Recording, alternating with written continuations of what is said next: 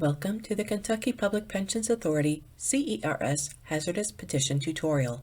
This tutorial was developed to help agencies properly complete the paperwork associated with petitioning the CERS Board of Trustees for hazardous duty coverage. In order for a position to be approved for hazardous duty coverage under CERS, it must meet the definition of hazardous duty as stated in Kentucky Revised Statute 61.592. In the 2008 legislation, an amendment was passed on Kentucky Revised Statute 61.592 to update the definition of hazardous duty for employees who began participating on or after September 1, 2008 in the CERS system. This statute is the guideline that the CERS Board of Trustees uses to determine if the incoming position is eligible for hazardous duty coverage. The hazardous duty coverage petitioning process begins by the employer contacting their ERCE representative. The ERCE representative will provide general information and answer questions about hazardous duty coverage for the employer. They will also explain the petitioning process, review the hazardous duty contribution rates for both the employer and the employee, and provide the due date for submitting the petition. Following this contact, the ERCE representative will send the hazardous duty packet to the primary reporting official. In order for a hazardous petition to be presented to the CERS Board of Trustees, it must be correctly completed and returned to ERCE by the due date. The CERS Board of Trustees will review all submitted hazardous duty petitions during their quarterly board meetings held in February, May, September, and November. Please note, the dates of these board meetings are subject to change but can be found in the meeting calendar under the employer page of the general website. The hazardous duty packet contains multiple forms and requires additional information be provided by the employer. It is strongly encouraged that the employer return this packet to the ERCE division before the due date in case any revisions are needed on the forms. If a revision is needed and the corrected paperwork is not back by the due date, there is a chance that your petition request will be deferred and presented at the next quarterly board meeting, which could result in a later effective date on the coverage for the position. Let's review the forms and additional information that makes up the hazardous duty packet. The first time an employer petitions for hazardous duty coverage, the governing board for the employer must pass a resolution to transfer positions from non-hazardous to hazardous duty coverage. After the governing board passes a resolution to petition for employees who began participating before September 1, 2008, the Form 7005 must be completed. And to petition for employees who began participating in the CERS system on or after September 1, 2008, the Form 7008 must be completed. It is the agency's choice whether they submit a Form 7005 or Form 7008 or both, but keep in mind if both forms are not submitted at the initial petition, it will take a second petition to the CERS Board to have the additional form and positions approved for hazardous duty coverage. When filling out the Forms 7005 and 7008, make sure all fields are completed as shown here. The effective date of coverage must always be the first day of the month, and the earliest effective date should be the month following the CERS board meeting. If the employer wishes to petition for a retroactive effective date, an explanation for the request must be provided. The Forms 7005 and 7008 must be signed by an authorized signature, which would be the employer head or the primary reporting official. After the CERS Board of Trustees initially approves the agency for hazardous duty coverage, if they wish to petition for an additional position at a later date, the Form 7005 and 7008 is not required for future petition. When an employer first petitions for hazardous duty coverage, they must complete the Form 7011, Hazardous Participation Certification. When entering the information for the effective date of coverage, remember the effective date of coverage must match the date provided by the employer on the Form 7005 and 7008 resolution. By completing and signing this form, the employer head and budget officer are verifying they will comply with the laws and regulations surrounding the hazardous duty positions, including but not limited to reporting all employees hired into the approved position as hazardous duty, and paying the appropriate contribution rates on each member employed in a position approved as hazardous duty. On employer letterhead, please provide a list of the position titles that the employer would like to have approved for hazardous duty coverage, making sure the position title matches the title as it is found on the job description and position questionnaire. We do ask for separate listings of positions that need to be approved for the pre-September 1, 2008 employees and for the post-September 1, 2008 employees. Additionally, on this letterhead, the employer should list all employees currently employed in a position going before the CERS Board for Hazardous Duty Coverage. Please provide the employee's name, social security number, job position title, and whether the member is under the pre- or post-September 1, 2008 group. If the employer is petitioning for a newly created position that needs to be on the list of job titles but currently has no employees in that position, please make a note of that following the employee list. A copy of the employer's job description is required to accompany the hazardous duty petition for each title going before the CERS Board. This job description is the original source of the position title the employer is petitioning for coverage, and the title provided on the job listing, position questionnaire, and the employee HP2 form should exactly match the title as it is identified on this paperwork. A Form 7025 position questionnaire must be completed for every position being petitioned to receive hazardous duty coverage.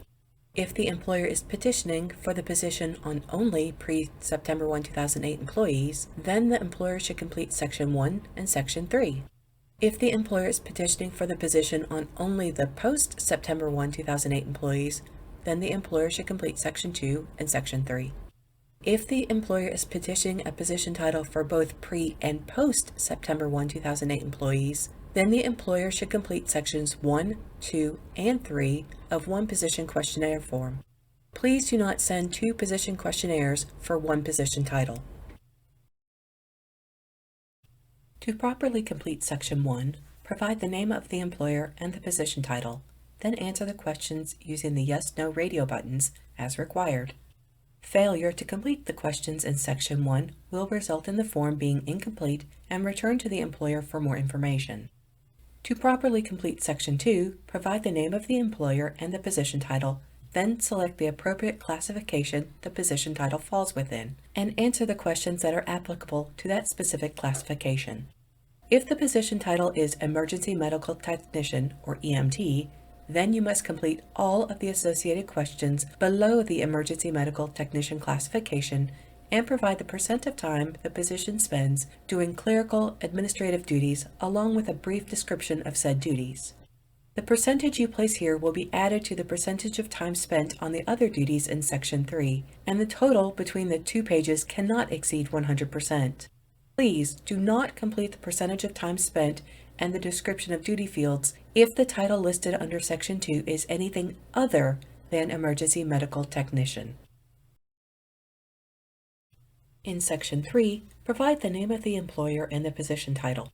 The employer then needs to list a duty the employee does while at work and provide a percentage of time that this duty is performed along with a brief explanation of the duty. Do not use the position title as a duty title. You must break the job down into actual duties performed by an employee while in that position. The percentages cannot equal more than 100%, keeping in mind the post-908 EMT already has a percentage attached to the clerical administrative position in Section 2. The duties shown here are for illustrative purposes only and can vary from one position to another. Please note this information is what will be reviewed by the CERS Board to make the determination whether the position should or should not be approved for hazardous duty coverage, so please be as detailed as possible in your descriptions. If you determine you need more space, please make extra copies of Section 3 for the additional job duties. The employer name must be provided in each section along with the position title, and the title must be identical to the title on the job description and on the position title listing. The employer head is the only signature allowed and must be provided on both pages. If additional copies of Section 3 have been submitted, those must also contain the signature of the employer head. The final form in the Hazardous Duty Petition packet is the Form 2011, the Hazardous Duty Certification HP2 form. This form must be completed for every person employed in a position that is being petitioned for hazardous duty coverage. The title of the position must match the title as it has been submitted on the position listing, job description, and the position questionnaire.